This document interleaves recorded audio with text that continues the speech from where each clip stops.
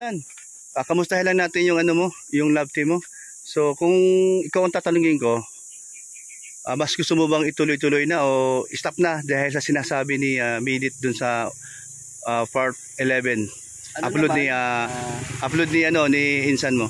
Naintindihan ko naman kung anong magiging decision ni Medit, pero para sa akin, dahil napakadami pong supporters na gustong-gustong matuloy at maraming nalulungkot nga na baka nga daw matigil ang love team. Siyempre para sa akin, gusto ko din po matuloy para mapagpatuloy namin ang pagbibigay saya, pagbibigay kilig sa mga kinikilig sa amin para mas makapagbigay pa po ng tulong kay Medit. Ayun, siyempre gusto kong matuloy pa dahil marami na sumusuporta sa amin at nagmamahal. Kaya salamat po sa inyo. Ayun, ang ganda, no? So kahit naman ako Kalingap Dan, gusto ko rin yun na matuloy kasi unang-una, marami tayong matutulungan lalo na sa side ni Kalingap Rob sa kanyang pabahay. Malaking tulong yun sa mga nanonood dun sa kanyang love team nyo. Kalingap sharing kung tawagin. Pero meron akong isa pang katanungan sa'yo. Dahil yung nakaraan nga, alam nila na hindi ka daw masyadong care or masikaso kay Midit. Pero itong part 11, natuwa sila sa performance mo. Parang bumawi ba ang iyong ginawa? Yun nga, syempre, babawi tayo sa ginawa ni Medit na effort. Kaya pinakita ko sa kanya na yun nga na nagkikare tayo, na may malasakit tayo sa kanya. Hindi natin siya parang binabaliwala lang. Kaya ayun, sana ay maging okay na ulit si Medit. Sana maging maging masaya ulit sa ating love team. Kaya ayun, abangan nyo na lang po ang ating mga susunod na mangyayari kay Kalingap Rob. Ayun. Sa part 11 na yan, may sinasabi si Medit doon na sana hanggat maaari iwasan ni Medit na magkaroon ng contact sa mga sponsor para sa kanya direct ang padala. Dapat nga daw kay Kalingap Rob. So ano masasabi mo? Tama naman na dapat kay Kalingap Rob talaga dumaretso ang mga kung ano man yung mga gustong ipadala kay Medit. Kaso nga lang, may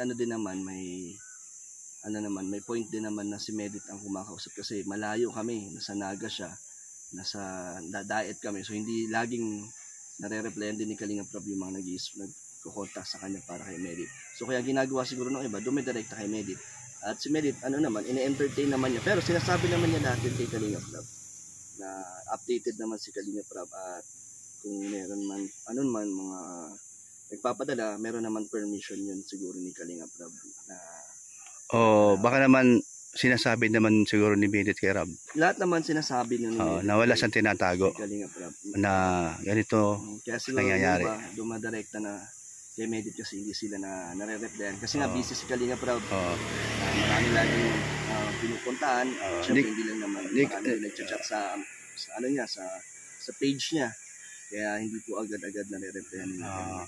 Kasi Kalingap Dan, nagwo-worry yung mga nagmamahal sa Kalingap, lalo na kay Kalingap Rob dahil dun sa sitwasyon na yung alam mo na hindi dapat na mangyari yon. Kaya lang nangyari na at sabi mo nga na may basbas naman ata ni Kalingap Rob. Pero kung sakaling magkaroon man ng magkaroon ng issue sa ganyan, kakausapin naman yun ni Kalingap Rob. Na para maayos para maayos. Kung ano man yung dapat hindi gawin ni Medit. Makikinig naman niya si Medit. Makikinig naman si Medit. Siyempre para sa akin, para naman sa ikabubuti sa kanya at lalo na sa yung love team, no? Tama. So maraming nakagusto sa yung love team na yan. Unang-una, umabot na yata ng kulang-kulang kalahating milyon. Kaya marami din nalungkot nga doon sa gusto ng ipatigil niya. Kaya nakakatuwa na marami pala nagsusupport sa amin. Salamat po sa inyo. Sana kung ako lang, ituloy na. Para masaya ang lahat kasi marami namang gustong sumusubaybay at nagpapasaya. Nakatulong. Kaya yun doon tayo. Ayan mga Kalingap. So ipag-pray na matuloy ulit yung mayroong part 12, no? So siguro sa tingin mo kaya pag mayroong part 12 na yan, mas lalong ma-excite sila? O, abangan nila yan kasi hindi nila alam kung may kasunod pa o wala eh. So, surprise na lang siguro kung, kung meron pa. So, yun ang ano. So, si Medit ang nakakaalam doon. Parang ganun. Ang pagkakaintindi ko sa sinabi ni Rab kahapon. Tama. Ayan, Kalingap Dan, salamat. Salamat sa inyong paliwanag ngayon. At natuwa naman ako na medyo naging okay na ang lahat sa nakaraang parte nga. Medyo Wala na yun, di ko naman napinansin yun. hindi mo na pinansin ba? Parang din ba na lang ano? Oo. Ganun naman talaga ang ano ay, ang sa social media ka. Minsan may mga pagbabago ang ano, pagbabago talaga ang takbo ng Iba-iba naman kasi yun. ng ang mga fans, may mga nagko-comment, may mga baser, minsan wala, may mga nagsasabi ng below the belt, iba naman okay lang. So hindi pare-pareho. Pero para sa iyo, nag-enjoy ka ba sa love team mo? Kahit na adult ka na, biro mo 30 years ka na pa. Madami naman kasi napapasaya at nagmamahal kaya na-enjoy po natin yun kasi kung wala naman hindi naman na itutuloy yun siguro ni Kalingap Rab. Pero ngayon nga maraming sumuporta, maraming nagmahal sa aming love team. Okay. Isa na lang, last na lang to. Ano masasabi mo sa mga sponsor ni Medit?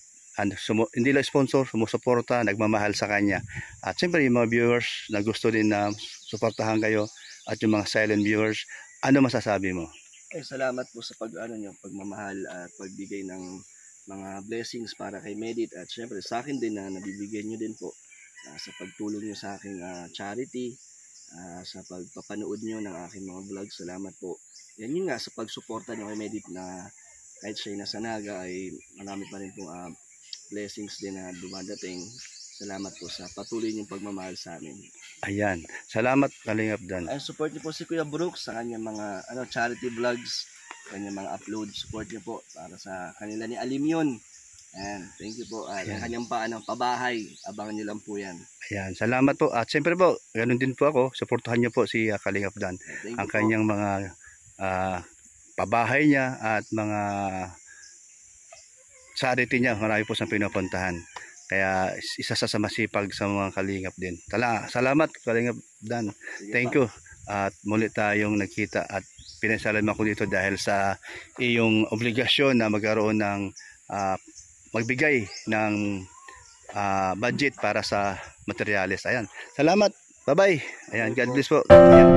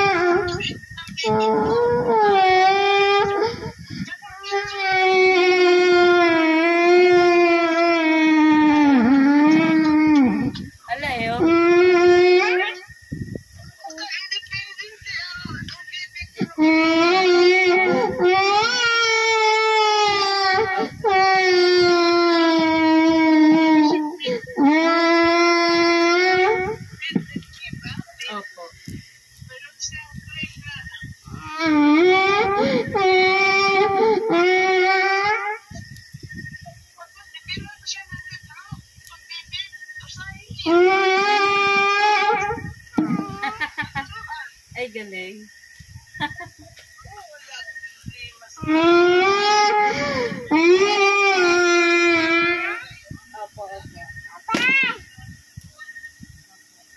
Wag, masisira.